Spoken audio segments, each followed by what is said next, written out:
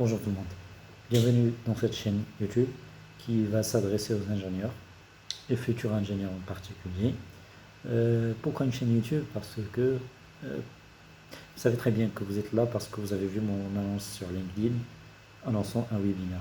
J'ai essayé de trouver une solution pour faire ce webinaire, mais l'idée qui m'est arrivée après, c'est que en faisant une réunion Teams ou quoi que ce soit, ça va être limité au temps et aux personnes qui vont assister à ce webinaire. Et ensuite, ça ne va pas avoir l'effet escompté d'avoir de ramener de l'information à beaucoup de gens.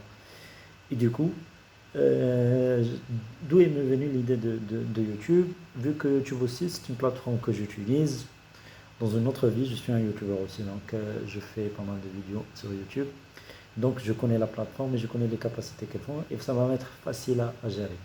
Maintenant l'idée encore c'est de développer encore plus. Je me suis dit si moi je peux partager mon expérience, pourquoi pas ne pas inviter des amis à moi ou bien d'autres ingénieurs que je ne connais pas en personne pour qu'ils font leur témoignage, qu'ils font leur qui font la même chose que moi, qui en discutent avec les futurs ingénieurs, qui leur expliquent un petit peu ce qu'ils sont en train de faire comme ingénieurs et qui leur donnent un peu le résumé de leur carrière et en plus les bons conseils, les bons tips. Et donc de là, j'ai confirmé l'idée d'utiliser YouTube, d'en faire une chaîne. On va voir comment ça va se développer. Donc bien sûr, je vous invite à vous abonner. Et puis si vous avez n'importe quelle question, ce que je vais dire, bien sûr, vous êtes le bienvenu à le laisser en commentaire. Il y a aussi les liens vers mon profil LinkedIn, mon profil Instagram, pour que vous puissiez communiquer avec moi directement si vous voulez. Bien sûr, c'est pas la peine que vous envoyez les CV, on en reçoit beaucoup chaque jour. Et il faut savoir que c'est pas la bonne méthode à entreprendre. Et on va discuter de ça de toute façon. Donc on va en discuter vraiment en détail quelles sont les méthodes à faire pour chercher un emploi. Peut-être pas dans cette vidéo, mais dans l'autre. Donc, mardi dans cette petite introduction, je commence le vif du sujet. Alors, je m'appelle Yassine Mjdoula, j'ai 33 ans, je suis de Casablanca, né à Casablanca, originairement de la région de Stad, au lieu de Signdawd, vers Guisser, mais de Tosh al-Yasar, dans al-Limen plutôt. Donc, je suis marié, j'ai deux enfants, une fille et un garçon.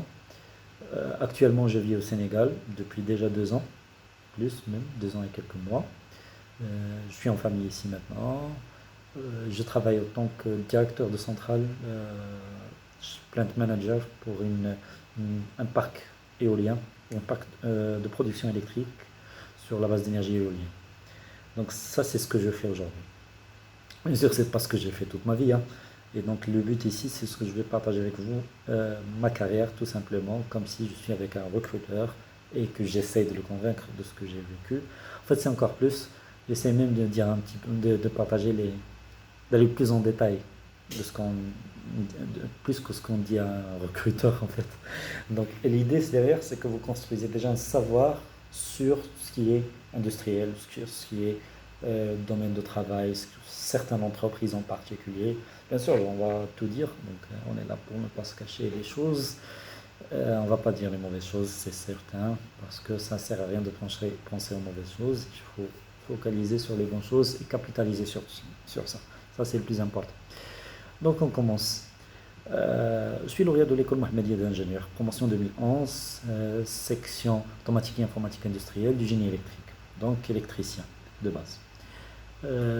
Bien que j'ai jamais, automaticien, mais j'ai jamais vraiment travaillé en tant qu'automaticien à 100%. Donc mon premier boulot, c'était 3 mois après la cérémonie après que nous avons terminé toutes les cérémonies qui existent à l'école à l'EMI. Donc après 3 mois, normalement on avait finalisé tout le 31 juillet, le 30 juillet, quelque chose comme ça.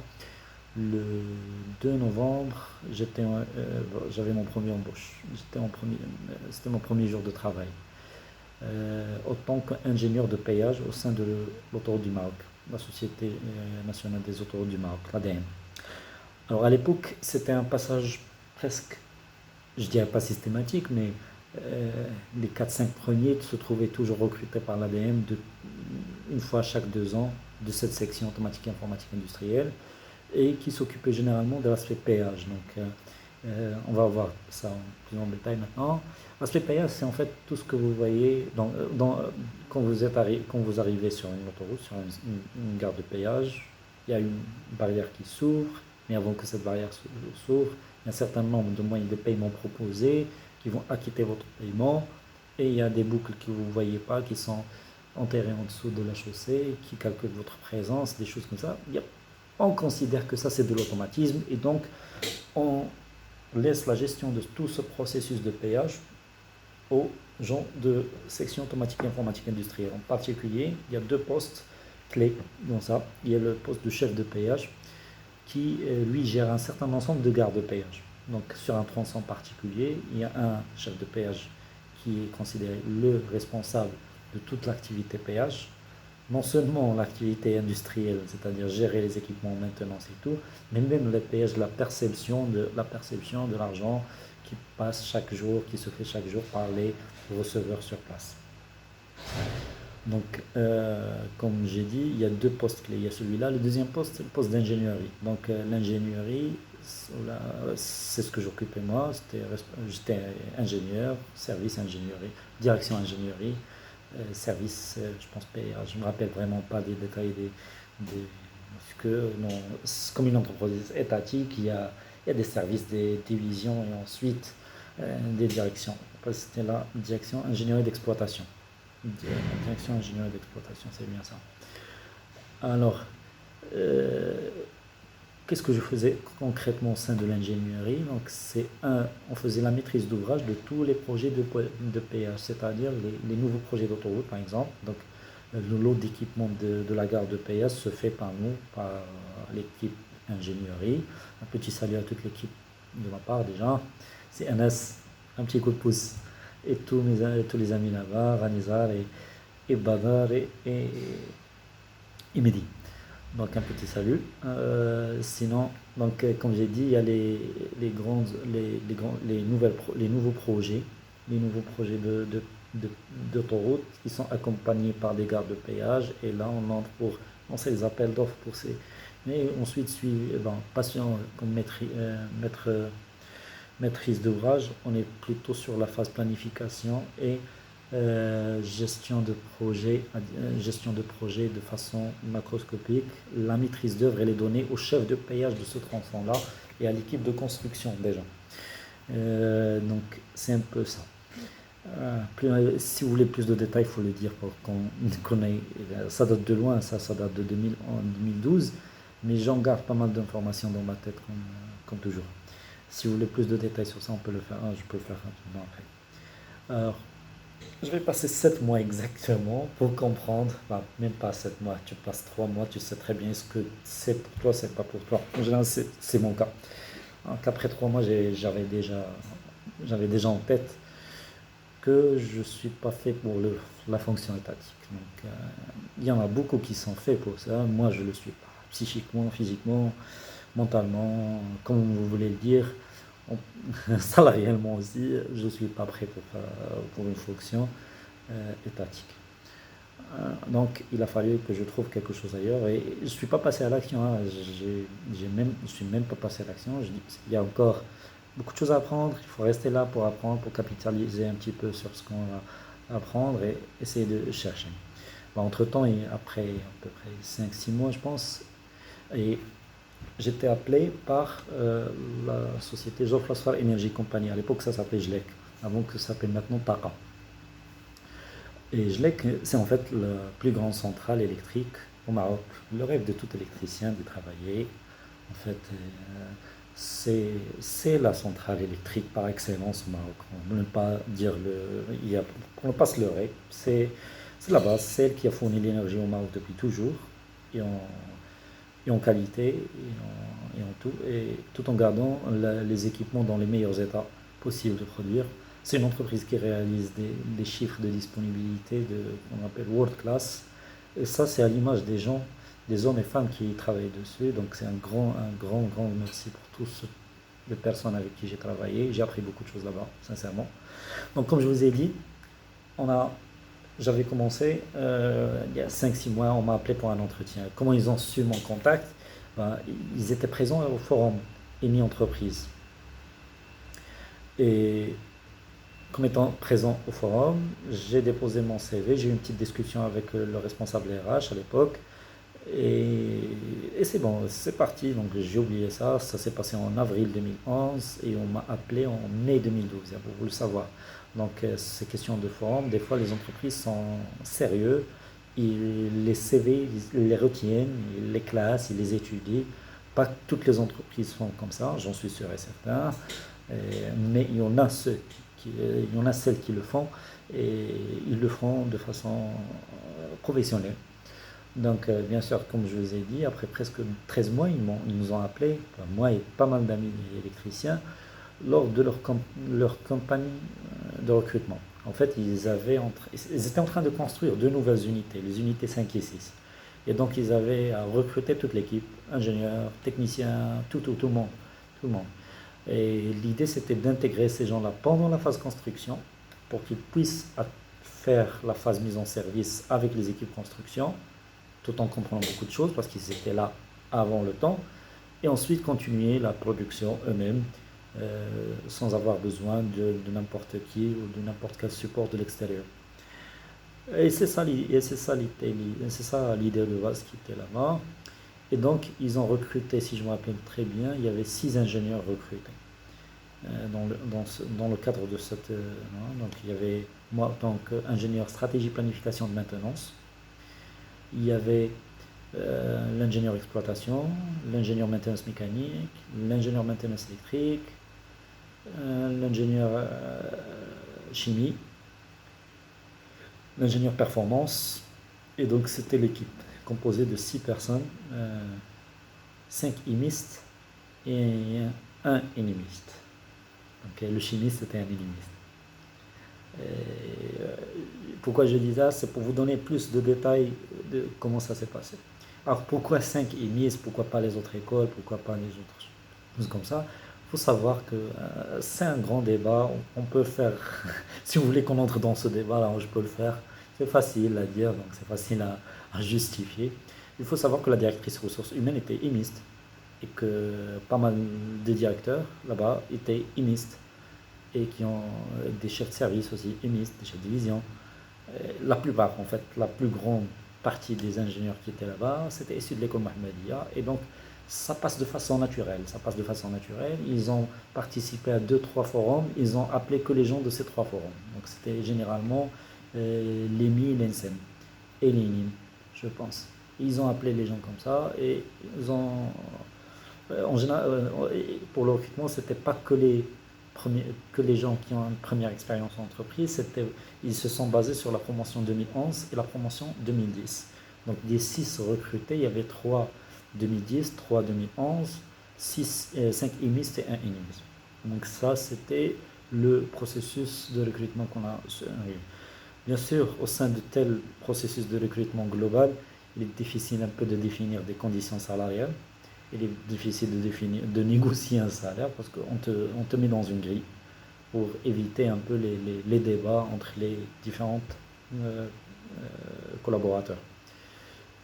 Ce qui n'a pas été vraiment une grande contrainte pour nous, vu l'opportunité d'apprentissage qui s'ouvrait. Donc tout le monde était vraiment euh, très motivé pour apprendre. Et là-bas, on savait très bien que c'était notre porte pour apprendre. Et du coup, on a pris. C'était une décision rapide pour moi. On m'appelle pour me dire est-ce que vous êtes d'accord. Je dis d'accord, avant même de voir qu'est-ce qu'ils proposent. Hein. C'est une erreur, mais bon, à l'époque, c'était pas une erreur pour moi parce que j'étais très motivé pour les suivre. Donc après 7 mois de ADM, je suis passé au sein de JLEC 5-6. Alors, au sein de JLEC 5-6, rapidement ça s'est appelé TACA. JLEC 5-6, c'est uniquement l'unité 5 et 6 parce qu'ils ont créé il y a une deuxième société qui a été créée pour des besoins de financement là. Donc c'était pas que il y a JLEC, l'ancienne unité avec 4 unités de 1 à 4. Et puis les 2 nouvelles unités, c'est une nouvelle société mais qui a le même management, le même top management. Et qui ensuite a eu pas mal de passerelles entre les deux en termes de fonction de support par exemple. Même en fonction technique. Donc, mon poste était ingénieur stratégie planification de maintenance. En gros, ça consiste en vie réelle de chaque jour de gérer deux aspects dans la maintenance primordiaux. Les aspects ont la maintenance préventive des équipements de façon quotidienne, la maintenance, la préparation de la maintenance corrective, donc tout l'aspect préparation, parce que je gérais 4 préparateurs de maintenance, un dans chaque corps de métier. Bien que je suis automaticien, donc j'avais 2 mécaniciens, un électricien et un instrumentiste. L'instrumentiste, c'est beaucoup plus l'automaticien.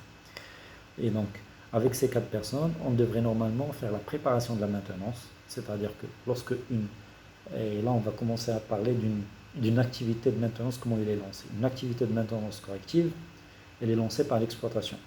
C'est l'exploitant qui fasse en général. Donc il y a même des entreprises qui laissent même la maintenance lancer une activité. On appelle une demande de travail. Donc l'exploitant en général, c'est lui qui observe la centrale toute la journée. Donc elle est face aux équipements toute la journée en temps réel. Et donc l'exploitant découvre une anomalie, la fait remonter autant qu'anomalie. On appelle ça une demande de travail. Cette demande de travail va venir chez l'équipe préparation. Pourquoi? Parce qu'ils sont, en général, l'équipe de préparation ou bien SPM, ce sont les meilleurs techniciens de la centrale, les meilleurs gens qui vont faire la maintenance. On va les prendre et on va les dire, vous êtes maintenant des préparateurs, donc vous savez très bien rapidement détecter la faille et puis proposer une gamme de maintenance, une gamme de maintenance, vérifier les pièces de rechange disponibles, qu'est-ce qu'il faut pas. Dès que tu prépares tout ça, la préparation envoie ça à l'exécution. L'exécution revoit ce qu'a fait la préparation, décide de ce qu'elle doit, si elle doit ajouter des choses, vérifie avec la préparation au niveau du pièce de rechange, la disponibilité du magasin et tout. Ensuite, il passe au lancement. En fait, le lancement, normalement, il devrait revenir. La tâche, elle est prête à exécuter. Le gars de maintenance, il dit, moi, je suis prêt à exécuter la tâche comme vous nous avez dit. Alors, lancez-nous cette tâche. Et le lancement revient au préparateur qui, lui, en fonction de la disponibilité de l'équipement avec l'exploitant, ils doivent décider d'un moment de la journée pour arrêter la machine, pour qu'on puisse faire le travail. Et c'est ça l'activité de lancement, on lance le travail. À ce moment-là, la fonction maintenance va demander le permis de travail au niveau de l'exploitation. L'exploitant va retirer l'équipement de l'exploitation et le fournir à la maintenance. La maintenance s'exécute, elle le ramène encore une fois, elle dépose le permis pour terminer les travaux, elle fait son reporting normal et on ferme la demande de travail en général. Ça c'est brief, c'est très bref et ça regroupe, je ne suis pas entré vraiment en détail de la chose, c'est encore beaucoup plus compliqué les étapes et tout, mais en général c'est ça. En général, dans toute activité de maintenance dans le monde entier, bon en tout cas ce que j'ai vu jusqu'à aujourd'hui, pas uniquement au Maroc mais dans différents pays aussi, on a ce processus de maintenance qui commence par une demande de travail, qui se transmet en ordre de travail, qui s'exécute après la demande d'une consignation ou un permis spécial pour travailler. Il y a bien sûr l'aspect HSE sur toute la chaîne qu'il faut regarder. Et donc là, ça nous donne une idée sur les profils qui sont demandés sur une activité de maintenance. Donc tu as le profil exploitant, tu as le profil préparateur, préparation, SPM, dans le cas de GLEC, ils appellent ça SPM. Il y a d'autres entreprises qui l'appellent bureau de méthode.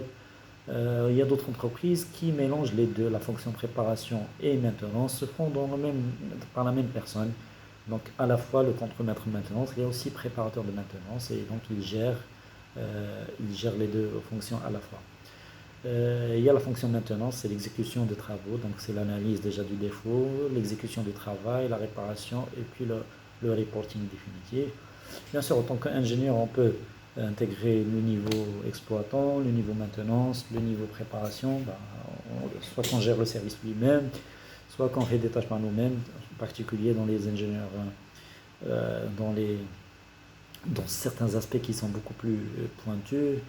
C'est des ingénieurs qui exécutent les tâches de maintenance, notamment dans des équipements très spécifiques, par exemple les relais électriques, les machines les machines, par exemple une turbine, voilà, c'est un ingénieur qui vient pour la traiter. La turbine, c'est l'engin qui, je dis l'engin noble de la centrale électrique parce que c'est elle qui permet de transformer l'énergie mécanique, l'énergie thermique apportée par la vapeur à une énergie électrique, à plutôt une énergie mécanique qui se manifeste par la rotation d'un arbre qui, lui, à travers un alternateur, permet de produire une énergie alternative.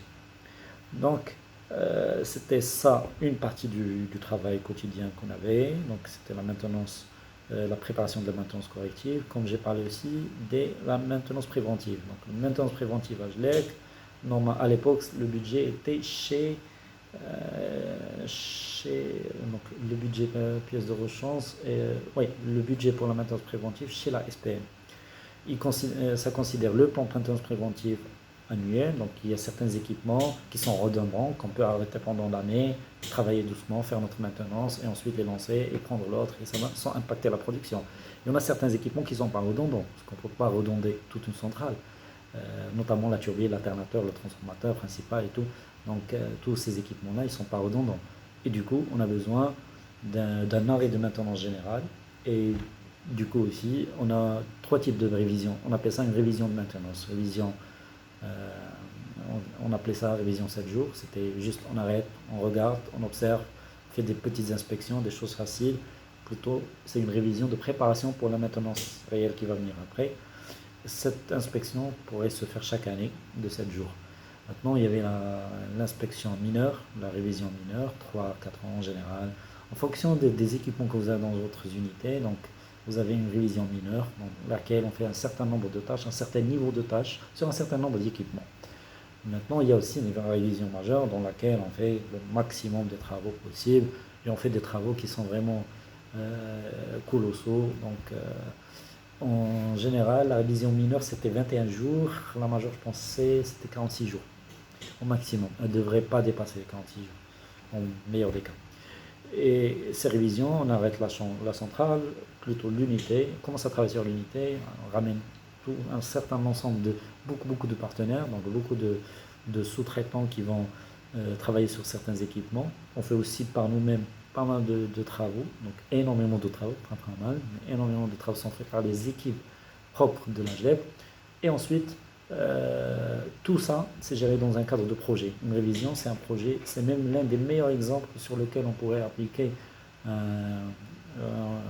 l'aspect PMP, Project Management Professional, parce que ça prend vraiment toutes les étapes de la planification, la préparation initiale, l'initiation, le lancement, les gestions de projet, la gestion de projet, la gestion de temps, la gestion de... tous les aspects de gestion, c'est un exercice formidable pour y appliquer, en plus des challenges techniques qui ne sont pas vraiment évidents. À chaque fois qu'on ouvre un équipement, c'est vraiment un ensemble de challenges, ni pour nous, aussi bien pour nous que pour les sous-traitants qu'on avait sur site. Donc ça c'est un peu l'aspect révision de maintenance aussi qui était très important. Et autant qu'ingénieur SPM au début, ce que vous allez faire, c'est faire tout cet aspect gestion, hein, dès le début jusqu'à la fin. Commencer par définir son plan de maintenance préventive, quels sont les équipements qu'on va faire, quels sont les équipements inclus dans cette révision par exemple. Dès que tu as le scope de les équipements que tu as, il faut arrêter le scope des travaux à faire pour chaque équipement. Bien sûr, tu seras épaulé par les préparateurs. Je remercie les préparateurs de l'AGLEC déjà, les anciens aussi bien que les nouveaux. Je ne vais pas dire quelque chose d'immense, mais je les considère comme des dieux de la mécanique, des dieux de l'électricité, des dieux en particulier la mécanique machine et la mécanique thermique. C'est des domaines pour moi qui étaient difficiles à comprendre au début parce que je suis électricien, mais heureusement on avait des dieux. C'est les dieux de Hachawillah, bien sûr. C'est pas Qadir Kofr, mais c'est des maîtres dans ce qu'on parlait. C'était capable même de challenger le constructeur lui-même sur son propre scope. Et c'est ça le niveau d'expertise qu'il fallait chercher. En tant qu'ingénieur, il fallait être capable de challenger son sous-traitant, le constructeur lui-même. Et c'est comme ça qu'il ne va pas se leurrer. Il va savoir qu'il va donner la bonne offre, la meilleure et la plus optimale en termes financiers, parce que personne ne te donnera tout l'argent dont tu auras besoin. Il faut toujours négocier des deux côtés, négocier de votre direction d'augmenter votre budget, négocier de votre sous-traitant, de réduire le coût, de réduire les choses, d'optimiser. En plus du fait qu'on a une pression énorme de respecter le délai de A à B, personne va t'aider. Bien sûr, il y a un grand travail de l'équipe de maintenance qui est aussi dans la réalisation. Ce n'est pas que de la préparation. Donc, les équipes de réalisation sont l'équipe de maintenance et ils font. On divise le projet en global, en plusieurs différents petits projets. Chaque petit projet, là, c'est un énorme projet en lui-même et qui permet un peu plus de maîtrise sur certains aspects. Et donc, les ingénieurs, les préparateurs chefs, les contremaîtres, je vois qu'il est chef de projet alternateur, chef de projet turbine, chef de projet pompe alimentaire et des choses comme ça. Donc, c'est un peu le système qu'ont adopté SGLE. Donc, j'ai occupé cette fonction pendant 2 ans et demi en faisant ce qui était particulier pendant cette phase-là, c'est qu'il y avait une construction. Donc, j'ai assisté à la construction de 2 unités de A à Z, leur mise en service, bon, tous les essais de commissioning, parce qu'il y a l'étape de construction. Avant la fin de l'étape de construction, on commence à mettre en service certains équipements. Ces essais passent par des essais individuels de chaque élément, puis de chaque système, puis de l'ensemble des systèmes groupés. Et c'est ça ce qu'on appelle les commissioning de la centrale. Assister à ça, ça apporte énormément d'expérience. Si vous avez la chance d'intégrer un projet de construction, vas-y, foncez. Il n'y a pas d'expérience plus grande que celle-là. Les expériences que tu vas avoir dans la maintenance ou de l'exploitation, c'est des expériences répétitives, je dirais, qui sont facilement, comment on va dire ça, vous pouvez les atteindre facilement, les obtenir, se les procurer à vous-même et obtenir ça une fois pour toutes. L'expérience de la construction, c'est un immense stress, différents équipements, différentes corps de métier mélangés en un seul temps, un délai énorme, un délai pas énorme, mais un délai qui vous arrête à un certain moment, et puis pas mal de nouvelles contraintes, des équipements qui peuvent ne pas fonctionner carrément, et tout le projet était basé sur cet équipement-là. S'il n'est pas bien livré, s'il n'a pas été bien testé, il peut causer des... Et là, il y a vraiment beaucoup de choses à en dire, qu'on pourrait développer bien sûr dans de futures vidéos si vous voulez. Je veux dire que je suis à la 27e minute, ça fait énormément de temps que je parle. Oui. Et là, je suis dans mon deuxième poste. Après 2 ans et demi, bien avant les 2 ans et demi, il y a eu un changement dans l'organisation totale de l'entreprise. Et la fonction SPM, elle a été plus ou moins scindée en deux fonctions, la fonction ingénierie, la fonction préparation. La fonction préparation a pris le volet maintenance corrective, la préparation de la maintenance corrective, et elle a été intégrée au sein de la maintenance. Et l'aspect révision de maintenance a été séparé pour créer une unité d'une nouvelle direction ingénierie auquel j'étais affecté. Donc, disons que j'ai quitté mes préparateurs pour jouer en solo.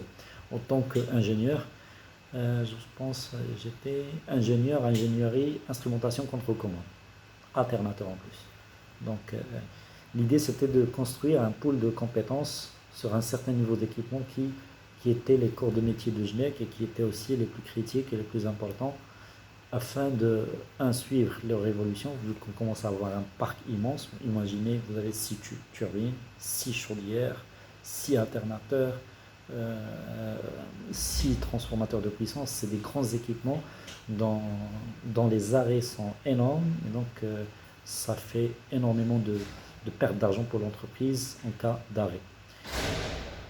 C'est pour cela qu'on a créé ce pool de compétences. Donc, mais au bout de 6 mois, disons que j'étais pas très convaincu de ce changement. Donc, au bout de 6 mois à peu près, j'ai quitté l'entreprise pour rejoindre un de mes directeurs qui travaillait avec nous et qui était mon boss direct pendant un certain moment, qui a quitté, qui a rejoint une nouvelle opportunité, une nouvelle aventure avec Nova Power. Nova Power, c'est un développeur de centrales solaires en Afrique subsaharienne.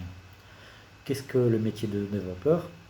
Le métier de développeur, c'est un métier que je trouve très noble déjà, parce qu'il commence de la feuille blanche à un projet de production électrique, à livrer une centrale.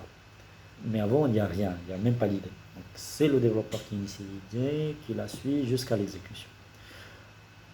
J'ai rejoint l'équipe, je pense, en novembre 2000, 2014, en novembre, plutôt, oui, en juillet, je pense, oui, en novembre 2014, autant que chef de projet. Euh, le premier projet sur lequel j'ai travaillé, c'est un appel d'offres qui a été lancé en Côte d'Ivoire pour la construction d'une centrale de 25 MW. 25 mégas comparé à GLEC, GLEC c'était 2,4 gigas, donc 2400 MW, alors que quand on revient au solaire, c'est des petites capacités bien sûr comparé au thermique, mais c'est énormément de challenges, en particulier la phase de développement, c'est une phase très critique et très intéressante pour quelqu'un pour comprendre. Et les métiers qu'on trouve, il y a le métier de chef de projet déjà, chef de projet développement. Et ça consiste en quoi? Ça consiste, on va définir le processus de développement d'une centrale solaire par exemple. Il commence par le début. Le début, soit tu as l'idée en tête, toi-même, le chef de projet, ou bien l'équipe, l'entreprise de développement, elle a l'idée en tête de proposer une offre pour un tel pays, pour construire un tel type de centrale électrique, PV, biomasse, éolienne, je sais pas quoi, même diesel, même n'importe quoi, parce qu'il y a même, le développement se fait même aussi pour d'autres types de centrales. Donc, on a cette idée-là. Ou bien, il y a des appels d'offres qui sont lancés par les États pour développer, construire des centrales de tel type. Cette idée-là, pour la réaliser, il faut passer par certains nombre d'étapes. La première, c'est la préfaisabilité. La préfaisabilité, c'est voir est-ce que l'idée elle est faisable sur le terrain, mais à main levée. Donc à cette étape-là, on n'engage pas de dépenses immenses, on ne recrute pas de consultants, on ne fait pas beaucoup de choses qui requièrent de l'entreprise d'investir de l'argent. Donc c'est les ressources internes de l'entreprise qui vont agir pour définir un certain nombre de points. Ce nombre de points, il consiste déjà à une étude réseau. Est-ce que le réseau est en besoin pour recevoir de l'énergie? Quel est le potentiel existant pour cette centrale, peut-être? Quel type de centrale on va faire? Quelle technologie on va adopter? On se développe encore plus. Où peut-on mettre cette centrale? Parce que par exemple dans le cadre du solaire ou bien de l'éolien, ça dépend énormément de l'emplacement. Le productif d'une centrale au Maroc, c'est pas le productif d'une centrale aux Pays-Bas ou bien en Allemagne, c'est vraiment, ça dépend complètement de ton productif énergétique, du nombre d'heures d'ensoleillement que reçoit un mètre carré sur ton site. Et du coup, il y a un processus de choix du site qui passe par des visites de site, recherche, trucs. Il y a des caractéristiques qu'il faut adopter pour minimiser les travaux. Par exemple, il faut qu'un terrain soit le plus plat possible, avec une sorte de pente assez légère qui permet le drainage des eaux pluviales de façon naturelle. Il faut qu'il y ait moins d'intérêt économique pour ce site, pour qu'on puisse l'acquérir facilement. Il faut qu'il ne soit pas dans une zone interdite. Par exemple, en Afrique, vous allez trouver pas mal de forêts sacrées qu'on ne peut pas toucher, de zones où il y a des zones militarisées, tu ne peux pas toucher aussi. Donc, il y a certains aspects qui se font par des visites sur site, par exemple, soit qui se font aussi par des études. Par exemple, l'étude topographique, on peut la faire à distance. Il y a pas mal de logiciels qui le permettent. L'aspect géotechnique, comme on a dit, là, on peut même entamer, mais on le laisse en général jusqu'à la phase faisabilité, des études géotechniques sur le sol. En tout cas, pas mal d'études. À la fin de cette phase de préfaisabilité, on doit présenter un rapport de préfaisabilité qui dit voilà la capacité qu'on a, voilà ce qu'on peut faire, les propositions de sites potentiels pour recevoir ça, quel est le productif qu'on peut recevoir, donc une estimation. C'est des logiciels aussi qui nous permettent de générer ces estimations. Euh, on pousse un peu la balle, c'est pas que du technique, c'est aussi beaucoup de finance dedans. Donc, dans ce cadre, j'étais épaulé par une collègue qui était un project manager, mais beaucoup plus aspect finance. Elle ne faisait pas du technique, mais du finance. Et donc, pour elle, la tâche était beaucoup plus la recherche de financement possible pour les projets, vu qu'on fait ce projet sur le modèle de financement qui s'appelle Project Finance. C'est différent du Corporate Finance. Ah, je commence à dire des gros mots là. Donc, le corporate finance, c'est lorsque quelqu'un veut prendre un crédit normal pour investir dans quelque chose, il va présenter des garanties. Les garanties, c'est soit des biens qu'il possède, c'est soit un compte bancaire qu'il a qui est bien époustouflé par de l'argent, soit je sais pas, mais c'est des garanties matérielles, physiques, en contrepartie du crédit qu'il va recevoir, de la dette. Maintenant, le Project Finance, et ça a été créé afin d'encourager les investisseurs d'investir dans un certain type de projet, notamment dans l'infrastructure et l'énergie en particulier. Donc là, on ne lui demande pas de ramener des garanties tangibles, mais on lui demande de faire des études. Il faut convaincre le bailleur de fonds que votre centrale va produire de l'énergie et que le productif va être vendu à tel prix et que avec ce prix, je suis capable de te rembourser. En général, ce genre de financement, il va jusqu'à 70, jusqu'à 80% du montant global du projet. Les 20%, les banques, les bailleurs de fonds vont dire qu'il faut apporter ça comment on les appelle ça, en equity, en fonds propres. Donc l'equity, c'est les fonds propres. C'est ce que va mettre en place l'entreprise. Même pour cela, encore une fois, le Project Manager Finance, il va chercher le tour de table qu'on appelle. Le tour de table, c'est les gens qui vont investir avec toi de leur propre argent, des entreprises qui vont investir avec vous de leur propre argent dans votre projet. Soit vous-même, soit un grand investisseur, soit un fonds d'investissement, soit des choses comme ça. Et comment il leur justifie ça? C'est à travers cette petite étude de préfaisabilité initialement. Donc cette étude de préfaisabilité technique qui lui donne un certain nombre un productible. Lui, il prépare un montage financier et on rassemble les deux pour proposer à la fois une solution technique et un montage financier qui répond aux besoins. Le bailleur de fonds, il regarde tous les aspects. Le bailleur de fonds, c'est celui qui va apporter les 80%. Il regarde surtout tout ce qui est technique, mais surtout tout ce qui est environnemental et social. L'aspect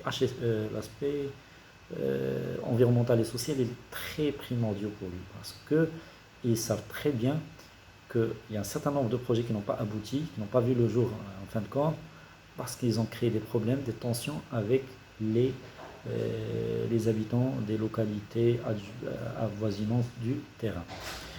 Il faut savoir aussi que ce genre de projet, il est énormément consommateur de terrain. À titre d'exemple, pour une centrale solaire, il faut compter 2 hectares pour chaque mégawatt. Pour un terrain pour 25 mégas, il faut avoir 2 hectares de panneaux solaires. Ça a été à l'époque. On peut réduire ça à 1,2, j'imagine maintenant, 1,2 hectares par mégawatt. On optimise toujours parce que le développement, la recherche et le développement est toujours possible, mais ça reste énorme en termes de terrain. Donc imaginez une centrale de 100 mégas, c'est 200 hectares à exproprier par exemple, et c'est énorme. Donc vous allez prendre les terrains de 200 les terrains sur 200 hectares de familles qui sont en général dans une situation qui est déjà précaire. Il faut savoir qu'en Afrique subsaharienne, par exemple, les parcelles sont très petites. Et donc, vous allez sur un terrain, je me rappelle, sur un terrain de 153 hectares au Nigeria, on avait plus de 280 personnes impactées qui avaient leurs parcelles dedans. C'est moins d'1 hectare par personne. Et là, il faut les recenser. C'est toute une étude. Au niveau déjà préfaisabilité, on n'en parle pas vraiment, on n'en détaille pas parce que c'est tout un processus qui est demandé par la banque, qu'on le fait pendant la faisabilité du projet et qui est fait par un cabinet et qui est normalement demandé aussi les, par les investisseurs. Non, pas uniquement par les investisseurs, mais aussi par les institutions gouvernementaux, environnementaux qui font des institutions gouvernementales, environnementales, pardon, qui délivrent une attestation environnementale en fait. Et tout ça, c'est l'aspect que gère le chef de projet. Donc, il faut être à la fois technicien, environnementaliste, sociologue, financier, pas mal de choses à la fois. Après que tu passes la préfaisabilité, qu'on t'accorde un budget pour commencer le développement en fait. Parce que c'est ça le budget. Initialement, tu faisais ça qu'avec tes ressources internes. Qu'on t'accorde un budget, et donc à ce moment-là, tu peux lancer les études de faisabilité du projet, qui doivent aboutir par une étude de faisabilité, mais aussi la signature d'un contrat d'achat d'énergie avec le partenaire, le gestionnaire du réseau lui-même. Donc, par exemple, dans le cadre du Maroc, c'est l'ONE. Ou bien dans le cadre de Sénégal, où je suis là, c'est la Sénélec. Il faut qu'on signe ce qu'on appelle un contrat d'achat d'énergie, un PPA. Sans ce contrat d'achat d'énergie, les banques vous donnera 0 centime à la fin de compte, en fin de compte. Bien sûr, ils vous exigent tellement de choses, mais ça, c'est le trigger. Tu n'as aucun engagement étatique de t'acheter l'argent, donc tu ne peux pas garantir ton productible. Tu ne peux pas garantir plutôt tes revenus. Et personne ne te suivra dans ce projet. Le projet n'est pas réalisable. Il n'y a pas de projet réalisable sur le monde énergie sans PPA signé. Donc, on vise ce PPA signé. On vise aussi à faire, une fois qu'on a ce PPA signé, toutes les études de faisabilité. Les études de faisabilité en général, c'est l'étude réseau qui doit être fait par un modèle vraiment fait correctement, avec l'aide des données qui sont du gestionnaire de réseau lui-même, qui va nous définir la capacité à injecter dans le point d'injectement qu'on a choisi, l'impact de cette capacité, notamment une étude statique et dynamique de l'impact de la centrale sur les trois nœuds les plus proches de la centrale. Quand je dis nœud, c'est un poste en général, c'est un poste, trois postes qui entourent les lignes qui arrivent sur la centrale. Il y a aussi l'étude environnementale et sociale, donc normalement celle-là doit se scinder par ici. Il y a une grande étude pour faire ça. Il y a des principes appelés les IFC Standards qu'il faut, si on va appliquer pour un financement international par des dettes, par des banques de développement, des banques de financement international, de la SFI, il faut appliquer, dans tous les cas, il faut appliquer les IFC Standards et aussi je m'appelle les Equatorial Protocol, ouais, les principes de l'Équateur. Donc, ce sont un certain ensemble de règles qui gèrent ce genre de transactions, notamment, par exemple, je vous donne un titre d'exemple facile, si je veux prendre la terre de quelqu'un, comment vas-tu le rembourser? Il y a déjà le remboursement défini par les lois de chaque pays, mais il faut aller encore plus, parce que le IC vous demande encore plus, qu'il faut par exemple, c'est pas uniquement lui donner le prix de l'arbre, mais aussi lui donner les frais de quoi subvenir à ses besoins jusqu'à ce que l'arbre qu'il va planter atteigne le même niveau d'âge. Et donc ça, c'est des grilles particuliers qu'on ne fait pas par nous-mêmes, mais qu'il y a des cabinets environnementaux qui font ça. Et c'est un métier très intéressant et très en développement dans tout le monde, pas uniquement dans l'Afrique, mais dans tout le monde, qui regroupe, c'est beaucoup plus pour les sociologues, pour les géologues, pour les environnementalistes, parce qu'il y a différents types de métiers à l'intérieur aussi, mais il y a des spécialistes. Dans l'entreprise, vous allez trouver 5-6 spécialistes qui vont se relayer pour faire. Alors on y va même apprendre, par exemple, il y a une étude de flore et de faune, quelles sont la flore existence, quelle est la faune existence, quel est l'impact de la centrale, il définit vraiment une matrice d'impact et tout. Et tout ça doit être défini dans une grande étude qu'on délivre initialement aux autorités environnementales, les autorités environnementales du pays votent, qui permet de nous livrer une attestation qu'on est quitte et c'est un permis environnemental pour le projet. Ce permis est nécessaire pour d'autres permis dans l'avenir, mais aussi ce permis est important. L'étude en entier, elle est délivrée aux bailleurs de fonds et qui font que suivre ça à la lettre. Il y a toujours chez les bailleurs de fonds un conseiller technique, un conseiller légal, un conseiller financier et un conseiller environnemental et social. C'est les 4 aspects sur lesquels ils vont vous checker. Il y a aussi l'étude géotechnique qu'on fait réellement, donc on fait des pluies, donc on rappelle une société qui va faire les sondages pour nous donner la profondeur pour par exemple mettre les pieux de la centrale solaire. Dans le cadre d'une centrale éolienne, c'est encore beaucoup plus compliqué parce que pour chaque fondation, il faut faire un certain nombre de sondages. Et donc là, ça permet à l'EPCiste, le constructeur lui-même, de vous donner une offre beaucoup plus optimisée. Donc, tu fais l'étude pour optimiser dans les prix. Il y aura aussi une étude de la pluviométrie ou bien hydrologique. Donc on étudie l'aspect hydrologique, s'il y a un risque d'inondation sur la zone, comment le mitiger, quelles sont les ressources hydriques dans la région, tout ça. Il y a une étude aussi, il y en a pas mal d'études topographiques aussi, qui vous donnent les cercles les contours d'élévation pour savoir si un site il est parfaitement plat ou pas, des choses comme ça, et qui permettent aussi à l'EPCiste d'optimiser aussi sur les systèmes qu'il va adopter pour avoir une centrale et pour faire le calcul, en fait, pour qu'il ait une offre assez, assez proche de la réalité. Euh, dans la phase faisabilité. Bon, tout ça, on le prépare pour obtenir. Il y a aussi le lancement des appels d'offres pour la construction. Parce que toi, tu es un développeur, tu n'as pas le savoir-faire du constructeur lui-même. Quand tu lances un appel d'offres déjà pour les études que tu as fait, tu le fais, patati, mais aussi tu lances un appel d'offres pour l'exécution, pour la construction elle-même. Et ça, c'est fait aussi par l'ingénieur chef de projet. Donc, il lance les appels d'offres.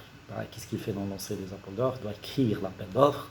Et ensuite, euh, en général, il ne faut pas avoir peur de ce genre de choses. Là, il y a des exemples. On a toujours, j'ai jamais créé quelque chose de A à Z. Il y a une base de données sur laquelle on modifie des choses, on met, et on met tu ne fais pas à 100% toi-même, mais le processus de gestion, ce processus d'appel d'offres, tu le gères par toi-même, tu ne peux pas le copier-coller. Donc tu le gères, c'est-à-dire on va lancer l'appel d'offres, tu reçois les offres, il faut évaluer toutes les offres, décider quel est le plus optimal, commencer les négociations, arrêter un prix, une offre technique qu'on rejoint aussi à notre dossier de faisabilité. Et tout cela, il faut créer aussi la société de projet, parce que ce genre de projet, il y a toujours une société. Comme je vous ai dit, c'est pas la personne, c'est pas l'entreprise elle-même qui porte la responsabilité sur le projet lui-même, parce qu'elle n'a pas présenté des garanties en son nom, elle a présenté des études qu'elle est capable de générer. Donc, pour complètement rayer la responsabilité de l'entreprise, afin d'encourager plus d'entreprises à faire ce genre de boulot, on leur dit de créer une entreprise, une coquille qui va porter le projet. C'est ce qu'on appelle la SPV, Special Purpose Vehicle. Donc ces SPV, ils sont capables, c'est elle qui va gérer. Aujourd'hui, je travaille pour PETN, Parc éolien Taïbandier. C'est le nom de la SPV qui porte le projet du parc éolien pour lequel je suis directeur de centrale. Mais PETN, elle appartient à l'Ekela. L'Ekela, c'est l'entreprise anglaise qui fait le développement. C'est elle qui a développé le projet. Donc je suis à la fois je travaille pour PETN, mais en fin de compte, je travaille pour l'Ekela, ceux qui ont initié le projet. Donc c'est un peu ça. Donc il faut aussi suivre tout l'aspect légal pour construire pour créer une entreprise. Et là aussi, c'est le chef de projet avec, en général, c'est le top management qui s'en occupe dans ce moment, pour ce genre de choses. En plus de ça, il faut ramener des gens qui vont investir dans l'equity, dans le fonds propre. Tout ça, c'est le dossier qu'on va emmener aux bailleurs de fonds. Il leur dit voilà notre projet, voilà les études techniques, voilà notre productif, voilà notre contrat d'achat d'énergie, financez-nous. Voilà le constructeur qu'on va choisir, voilà le processus d'appel d'offres qu'on a fait suivre. Voilà le processus d'appel. Je suis en train de prendre c'est ma pause déjeuner en fait, et qui dure là, c'est ma pause déjeuner. Et parce que à chaque fois je me disais je vais le faire la semaine prochaine, la semaine prochaine, la semaine prochaine, et ça s'est passé. Bon, plusieurs semaines se sont déroulées avant que donc je me suis dit que je vais prendre ma pause déjeuner pour la faire. Donc comme je disais, je sais, mais on continue, t'inquiète, ne vous inquiétez pas. Donc on fait cela et on monte tout ce dossier-là pour les convaincre d'investir dans ce projet-là parce qu'il a tel potentiel, il va leur donner un retour sur investissement de X%, et ceci se passe comme ça. Ensuite, dès qu'on signe avec eux le contrat de financement, c'est ce qu'on appelle le financial closing. Donc on a terminé le financement, on est prêt pour lancer la construction. À cette date, on lance la construction et on commence. Bien sûr, pendant la phase avant, dès qu'on a le feu vert des banques, on commence déjà l'expropriation du terrain pour faire des choses. Ou bien on commence bien très très tôt, quand on a vraiment... le processus, il n'est pas vraiment je dirais, il n'est pas unidirectionnel. Tu fais ça, puis tu fais ça, puis on fait tout en même temps. Parfois, on a déjà la balle des institutions financières avant même de compléter l'étude. On fait l'étude selon leurs besoins. Mais forcément, pour faire le financial close, tu as besoin de leur OK officiel, avec les études, avec tout, le terrain et tout est prêt, et on lance. Dès qu'on lance, Normalement, le métier de développeur, il s'arrête au niveau de lancement du financial close. Il a développé un projet, il peut sortir à ce moment-là du projet, le vendre. Il y a quelqu'un d'autre qui vient, il suit la phase construction, il fait ça. Donc il y a deux modèles de développeurs, ceux qui font tout le travail, le hard work du début à la fin, donc qui croient en une idée. Il y en a ceux qui entrent à la fin de ce processus, qui ramènent, ils ont un fonds derrière eux, qui vient à la fin du processus pour leur dire, ben voilà, j'achète de ce développeur-là, tout son travail fait, ton PPA signé, tout ce qu'il a fait, j'achète ça, je continue. Je continue parce que lui, il a le fonds derrière lui qui va lui donner l'argent pour investir en equity. Il continue aussi parce qu'il a la capacité de suivre une due diligence. Parce qu'avant de faire le closing, financial close, les bailleurs de fonds disent on va au due diligence, c'est-à-dire l'aspect technique il va être diligenté, l'aspect légal, l'aspect environnemental et social et l'aspect financier. Et c'est des experts des deux côtés qui vont se rencontrer. En général, les premiers développeurs, ceux qui croient en l'idée, ils n'ont pas cette capacité-là sur tous les domaines. Donc ils sont incapables de les gérer. Bon, soit qu'ils prennent une entreprise qui le fait pour eux, soit qu'ils vont carrément au projet. Ils sont déjà gagnants. Ils ont vendu un PPA signé avec un intérêt. Le PPA signé, c'est vraiment le plus important point qu'il faut chercher. Et donc, autant que chef de projet, l'intérêt de travailler pour une société qui fait le développement, c'est de faire tout le processus, de A à Z. Tu peux faire... Ma première mission, ma première journée de travail, c'était aller chercher un terrain en Côte d'Ivoire, moi qui n'avais pas quitté Tanger. Donc j'étais en avion, direction Côte d'Ivoire, pour chercher un terrain nulle part dans la brousse au nord. Je connaissais personne. Bon, il y avait avec moi quand même une équipe locale d'un géotechnicien, mais qui était vraiment à côté de la plaque. Donc c'était complètement erroné ce qu'ils avaient préparé pour que je voie. Il a fallu faire pas mal de choses et on va parler dans une autre vidéo des capacités qu'il faut avoir pour avancer dans sa vie d'ingénieur. Et ce sont ces capacités qui m'ont servi pendant toutes mes visites en Afrique. Et bien sûr, j'ai visité plusieurs pays dans ce cadre de ce travail.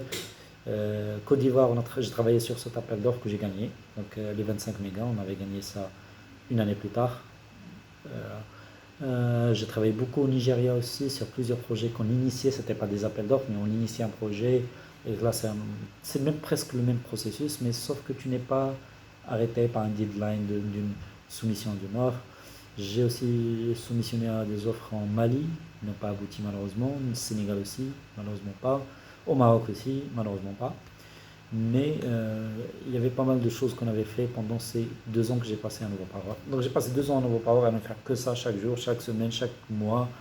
Et c'était un travail très passionnant, vraiment très très passionnant. J'ai adoré ma présence mes 2 ans là-bas, j'ai appris énormément.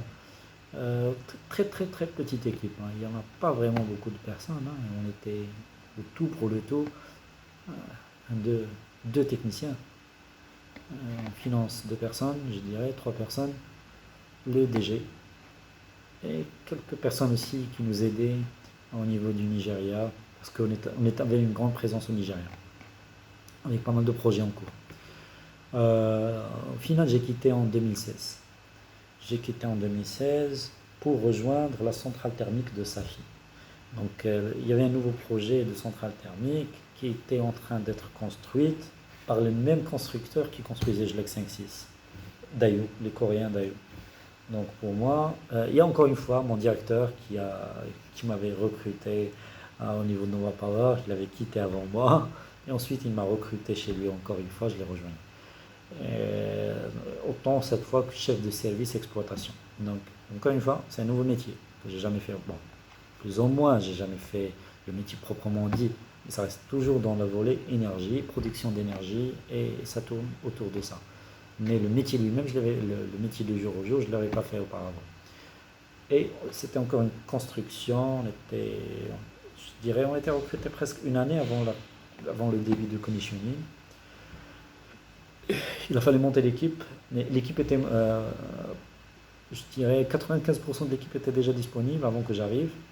Mais les ingénieurs sont venus en premier temps, puis les techniciens, les chefs de gare, les contremaîtres et tout. Encore une fois, c'était une centrale comme ce qu'ils faisaient avant, mais le challenge là, c'était que j'avais une équipe d'exploitation de 46 personnes cette fois à gérer, donc une présence 7/7, 24 sur 24, un téléphone qui devrait être présent et disponible tout le temps. On ne connaît pas le jour du nuit parce que j'ai une équipe qui tourne. Donc les problèmes ils tournent aussi. Et les challenges ils tournent. Alors que toi tu es une seule personne comme chef de service exploitation. Je reportais à mon directeur direct, il était à l'époque directeur maintenance et exploitation. Et ensuite j'avais mon propre directeur d'exploitation auquel je rapportais.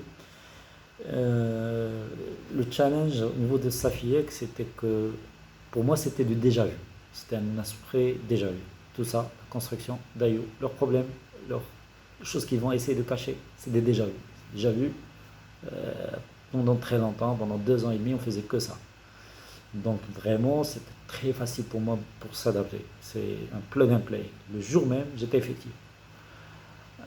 Il n'y avait pas vraiment beaucoup de problèmes que j'ai reçus. Mais en tant qu'exploitant, le métier d'exploitant, on a commencé à la faire vers la fin de mon parcours avec Safiec. Au début, c'était la construction. Donc, suivi construction, c'était aussi prendre en charge ton équipe. Il faut la former.